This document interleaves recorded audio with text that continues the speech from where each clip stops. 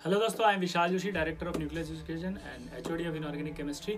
आज मैं आपके सामने जो है वो लास्ट मिनट टिप्स लेकर आया हूँ जेई मेंस के लिए। जी हाँ दोस्तों, जो बच्चे जेई मेंस को लेकर के बहुत ज़्यादा एंजाइटी क्रिएट कर रहे हैं, अपने मन में टेंशन ले रहे हैं, परेशान हैं, डिप्रेस हैं, बैकलॉग की वजह से दिक्कत में है, उन सब के लिए मैं एक सीरीज़ लेकर आया हूँ। इस सीरीज़ के अंदर ये एक वीडियो है और इस वीडियो के अंदर आज हम बात करेंगे कि हमें किस तरह से जेई मेंस की प्रिपरेशन के लिए क्या हमारी रणनीति होनी चाहिए, वो रणनीति आपको बता रहा हूँ। तो देखिए, अभी जो माहौल है, जिस तरह का आपके पास फेस हो रहा है एटमॉस्फेयर, वो है 3 तरह से, ABC। हाँ, A कैटेगरी के स्टूडेंट्स वो हैं जिनकी तैयारी बहुत अच्छी हो चुकी है, B ऐसे हैं जिनकी तैयारी कुछ बाकी है, और C कैटेगरी ऐसी है जो ये सोच रही है कि क्या मैं इस बचे हुए टाइम में कुछ कर पाऊंगा। तो देखिए दोस्तों, पहली वाली कैटेगरी की अगर हम बात करें तो उनको सिर्फ अभी टेस्ट पेपर देने के ऊपर फोकस करना चाहिए, बहुत ज़्यादा पेपर्स प्रैक्टिस करनी चाहिए, टाइम लिमिट पर आपको ध्यान देना चाहिए। टाइम लिमिट के साथ साथ आपको सिली मिस्टेक्स पर भी ध्यान देने की बहुत ज़रूरत है। अगर आप ऐसा करते हैं तो आप एक अच्छे स्कोर को प्राप्त कर सकते हैं और आप डिजर्व करते हैं। बी वाले कैटेगरी वाले, आप थोड़ा सा एंजाइटी को दूर करें, प्रेशर फील ना करें। क्यों? क्योंकि जो आपका रह गया है, पहले उस पोर्शन को अच्छे से करने पे ध्यान दीजिए, क्योंकि जो पोर्शन आपका बचा, अगर आपको उसने अच्छे से कर लिया तो फिर आप अपना एग्जाम जब देने जाएंगे तो आपको सारे टॉपिक्स आते होंगे, और अच्छे से टॉपिक आने से जो कॉन्फिडेंस बढ़ेगा, उस बड़े हुए कॉन्फिडेंस से सवाल देंगे आप, और सवाल अगर सही होगा तो आपके मार्क्स आएंगे और आप सेलेक्ट हो जाएंगे। ठीक, बात करते हैं सी कैटेगरी की। ध्यान दोस्तों, सी कैटेगरी वाले वो हैं जो बहुत ज़्यादा परेशान हैं, डिप्रेस हैं, दुखी हैं, परेशान हो चुके हैं। वो सोच रहे हैं कि अब हम क्या करें, बहुत ही ज़्यादा प्रेशर क्रिएट हो रहा है, अननेसेसरी एक्सपेक्टेशन के बोझ के तले वो दबे हुए हैं। उन सभी दोस्तों के लिए मैं आज का ये सेशन डेडिकेट करता हूँ। अगर मेरी बात आपके दिल तक पहुँचे तो मुझे ज़रूर बताइएगा। देखिए, हम किसी भी चीज़ का प्रेशर कब लेते हैं? जब कम समय में बहुत ज़्यादा काम हो तो हमें प्रेशर क्रिएट होता है।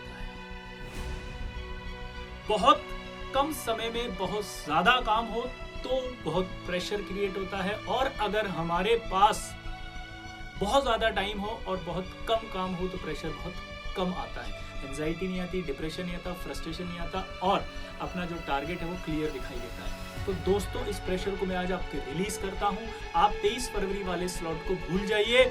आप ये सोचिए कि आज से आपके पास 20 दिन नहीं बचे हैं, आज से आपके पास 3 महीने बचे हैं। 3 महीने के हिसाब से अपने आप को टारगेट कीजिए, उन 3 महीनों को फोकस कीजिए। अप्रैल वाला आपके दिमाग में जेई मेंस चलना चाहिए, मई वाला आपके दिमाग में जेई मेंस चलना चाहिए, और उसको लिख के आप अपना प्लान बनाएं। आप अपनी स्ट्रेटजी तैयार करें। स्ट्रेटजी तैयार करने के साथ साथ आप अपनी स्ट्रेटजी को इंडिविजुअली करें, स्पेसिफाइड करें। आपकी तैयारी आपके हिसाब से होनी चाहिए दोस्तों। यहाँ पर आपको जनरलाइज थ्योरी पर नहीं जाना, जनरलाइज स्ट्रेटजी पर नहीं जाना। अपने टॉपिक नोट करो, टॉपिक वो जिनमें आपको कमांड नहीं है, टॉपिक वो जिनमें आपको कमांड है, टॉपिक वो जो बिल्कुल भी आपको नहीं आते।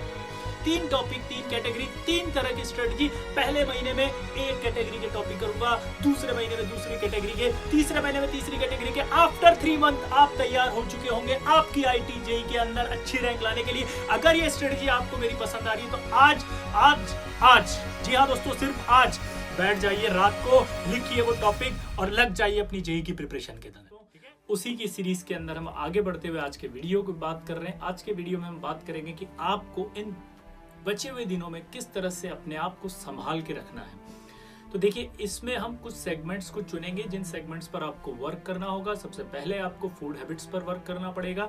आप अपने खाने के रूटीन को सही करिए, ब्रेकफास्ट सही टाइम पर लीजिए, स्पाइसी ब्रेकफास्ट को अवॉइड करना शुरू कीजिए, लंच जो लें वो हेल्दी लंच लें, लंच में फ्रूट्स वगैरह इंटेक होना चाहिए, थोड़ा बादाम इंटेक होना चाहिए। आप स्पाइसी फूड को अवॉइड करें। छोले हैं, छोले भटूरे खा रहे हैं, पराठे खा रहे हैं, आलू के, मेथी के पराठे, गोभी के पराठे, ये सब पराठे अवॉइड करें। बैलेंस डाइट को लें। रात को डिनर जब करें थोड़ा लाइट रहें। इन बिटवीन आपको फूड हैबिट्स के अंदर ऐसी चीज़ों का इंटेक करना है जो आपके माइंड को एक्टिव रख सके। जी हाँ दोस्तों, यहाँ सबसे इंपॉर्टेंट चीज़ है, माइंड को एक्टिव रखने वाला फूड इंटेक करना है, ना कि बॉडी को, पेट को खुश करने वाले फूड से आईटी में सेलेक्ट नहीं हो सकते हैं। माइंड को एक्टिव रखने वाले फूड्स आपको लेने, लाइक फ्रूट जूस ले सकते हैं, आप फ्रूट्स खा सकते हैं, बादाम मैंने बताया, और भी इस तरह के कोई ड्राई फ्रूट जो आपको पसंद है वो लीजिए। प्लस कोई भी ऐसी चीज़ जो आपके माइंड को एक्टिव रखती है और आपको उसके बारे में पता है, वो आप अपने फूड इंटेक करिए, और यही रूटीन आपको फॉलो करना है। जिससे हमारी बॉडी की फटिगनेस खत्म होती है, थकावट दूर होती है, लेजीनेस खत्म होती है, एक एनर्जी, एक एंथुसियाज्म डेवलप करती है बॉडी, आपको एक्टिव रखता है दिमाग, अगर आपका दिमाग एक्टिव है तो, क्योंकि दिमाग ही एक ऐसा है जो हमारे पूरी शरीर की क्रियाओं का संचालन करता है। लेकिन हम इस साइंटिफिक फैक्ट को अवॉइड करते हैं ड्यूरिंग द प्रिपरेशन। या दोस्तों, कभी भी देखा आपने, सोल्जर्स होते हैं, जो भी सोल्जर होते हैं उनकी डाइट प्लान बहुत इंपॉर्टेंट होती है, जो भी पहलवान होते हैं डाइट प्लान बहुत इंपॉर्टेंट होता है, जो भी आपके प्लेयर्स होते हैं उनका डाइट प्लान बहुत इंपॉर्टेंट होता है। ये सब हमने सुना है, सब लोग इस पर वर्क करते हैं, लेकिन हम लोग अपने आप को इतना कमजोर समझते हैं कि अरे क्या फर्क पड़ता है, एग्जाम में दे के आ जाऊंगा। नहीं, आप भी इस हिंदुस्तान का बहुत बड़ा एग्जाम दे रहे हो, तो आप भी हमारे लिए एक बहुत बड़े प्लेयर हो। जिस प्लेयर को जीतना है तो उसके लिए डाइट प्लान बहुत इंपॉर्टेंट होता है, इसे प्लीज अवॉइड मत करिए। सेकेंड पॉइंट, जो आपके दिमाग में थॉट्स आते हैं, उन थॉट्स पर आपको वर्क करना है। उन थॉट्स को वर्क करने के लिए, नेगेटिव थॉट्स जो है उन पर वर्क करने के लिए उन्हें हटाना पड़ेगा, और हटाने के लिए आपका जो है मेडिटेशन सबसे इंपॉर्टेंट पार्ट होता है। मेडिटेशन और योगा, बच्चे कंफ्यूज हो जाते हैं इन दोनों के अंदर। मेडिटेशन और योगा के अंदर एक डिफरेंस है कि मेडिटेशन जो है वो सिर्फ ब्रीथिंग एक्सरसाइज होती है, like pranayama, this is called meditation. भगवान का ध्यान करना, दिस इज मेडिटेशन। चुपचाप एकांत में अपनी सांसों पर नियंत्रण करना और ब्रीथिंग एक्सरसाइज करना ही मेडिटेशन है, वही करना है। योगा वोगा नहीं, एक्सरसाइज नहीं, हैवी एक्सरसाइज नहीं, कोई भी इंजरी अभी हमारे लिए नुकसानदायक हो सकती है। तो दोस्तों, इनसे आपको अपने आप को दूर रखना है। नेगेटिव थॉट्स जो होती हैं वो सिर्फ किसी और से जब हम या नेगेटिव लोगों के कांटेक्ट में आते हैं, उनसे जब बात करते हैं तब डेवलप होती है। तो अपने आप को अभी सिर्फ उन लोगों के साथ रखो जो आपको पॉजिटिविटी दे सकते हैं, जो आपको कॉन्फिडेंस दिला सकते हैं, जो आपको मोटिवेट रखते हैं, जो आपके गोल में आप पर विश्वास रखते हैं, जो आपके गोल को पूरा करने के लिए आपके साथ हैं। उन लोगों की बात सुनिए, उन लोगों के साथ रहिए, उन लोगों की बात मानिए, बाकी सब लोगों से दूर हो जाइए, उनकी बातों को अवॉइड करिए, उनको सुनना बंद कर दीजिए। जेईई मेंस के लिए क्या चीज़ें इंपॉर्टेंट है और इस समय हमें क्या करना चाहिए जब एग्ज़ाम बिल्कुल पास आ चुके होते हैं। तो देखिए दोस्तों, इस दौरान सबसे इंपॉर्टेंट होता है कि आपने जो साल भर पढ़ाई करी है उसको एक बार एनालिसिस करने का अब टाइम आ गया है, और इस एनालिसिस करने वाले टाइम में अब आपको मॉक टेस्ट देने चाहिए, प्लस प्रीवियस ईयर के जो सवाल होते हैं जेईई मेंस के वो देने चाहिए, फुल सिलेबस टेस्ट के। अब टॉपिक वाइज देना थोड़ा सा बंद करिए, अब आप जेईई मेंस के फुल सिलेबस टेस्ट दीजिए। जी हाँ दोस्तों, कम से कम एक हफ्ते में 3 फुल सिलेबस टेस्ट की आदत डालिए। अब जब आप फुल सिलेबस टेस्ट देंगे तो आपको एक चीज बहुत इंपॉर्टेंट है वो ध्यान रखनी है, और वो है अपना बायोलॉजिकल क्लॉक सिस्टम। यहाँ दोस्तों, जिस एग्जाम की आप तैयारी कर रहे हो उस एग्जाम को आपको उसी टाइम पर देने की आदत रखनी है प्रैक्टिस टेस्ट में। यानी कि अगर आपका जो स्लॉट है वो सुबह का है तो आपको अपने मॉक टेस्ट और प्रीवियस ईयर जेईई मेंस के जो टेस्ट पेपर्स हैं वो सुबह वाले स्लॉट में देना चाहिए। जैसे 9:30 से 12:30 का अगर स्लॉट आता है तो आपको वो 3 घंटे एक साथ बैठ करके पूरा पेपर देना है, एज अ टेस्ट पेपर देना है, as a JEE Mains paper देना है। टाइम लिमिट में टाइम अपना स्टार्ट करके बैठना है, मोबाइल स्विच ऑफ करके कंसंट्रेशन पूरा रखना है, एज इट इज आपको जेईई मेंस का एटमॉस्फेयर रखना पड़ेगा, तभी आप अपनी परफॉर्मेंस एनालिसिस कर पाएंगे। जिनका शाम को है वो शाम के हिसाब से तैयारी करें।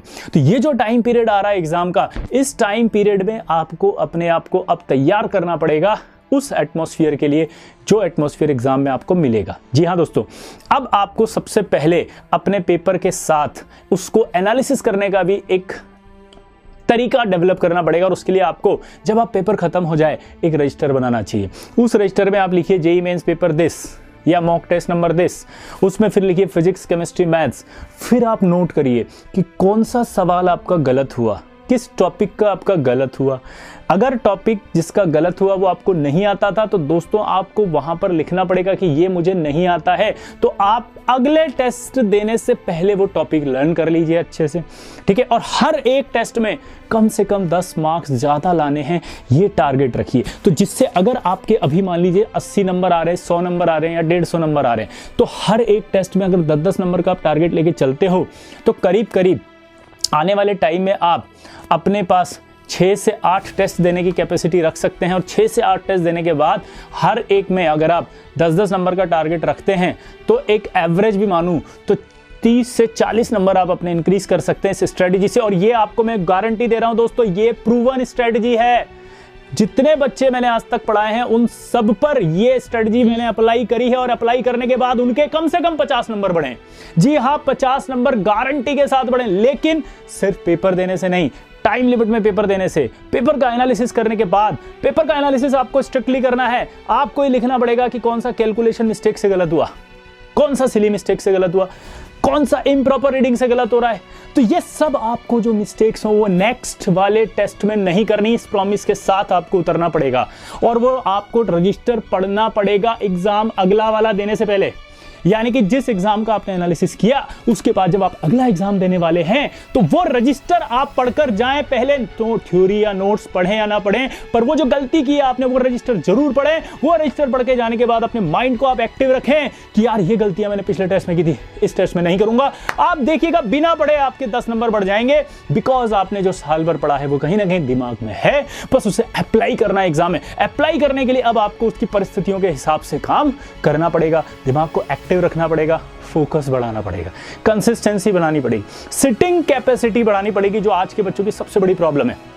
आप जब पढ़ते हैं तो आप उसे एक बहुत बड़ी प्रॉब्लम शेयर करते हैं, सर लंबे समय तक बैठ नहीं सकता, सर लंबे समय तक नहीं बैठा जा रहा, सर आधे घंटे बाद कमर दुखती है, सर मैं लेट के पढ़ता हूं, सर अगर मैं बहुत देर बैठ के पढ़ूंगा तो सर दिमाग गर्म हो जाता है। तो यार जब ऐसी स्थितियां अगर अभी हो रही हैं तो एग्जाम जब दोगे 3 घंटे का तो आप जबरदस्ती बैठोगे। जबरदस्ती अगर आप अपने दिमाग से काम कराओगे तो वो काम करेगा ही नहीं, वो काम कम करेगा। जितनी एफिशिएंसी आपकी उससे कम करके देगा, जितनी मेहनत आपने करी है उससे कम करके देगा। तो ये स्ट्रेटजी आपके लिए बहुत बेनिफिट होने वाली है। इस तरह के स्ट्रेटजी सेशन में और लेकर आने वाला हूँ। पहले आप प्रॉमिस करिए कि ये स्ट्रेटजी आप फॉलो करेंगे, अप्लाई करेंगे, और जिस भी बच्चे को इस स्ट्रेटजी से फायदा होगा वो मुझे जरूर बताएगा। ठीक है, चलिए दोस्तों मिलते हैं अगले सेशन।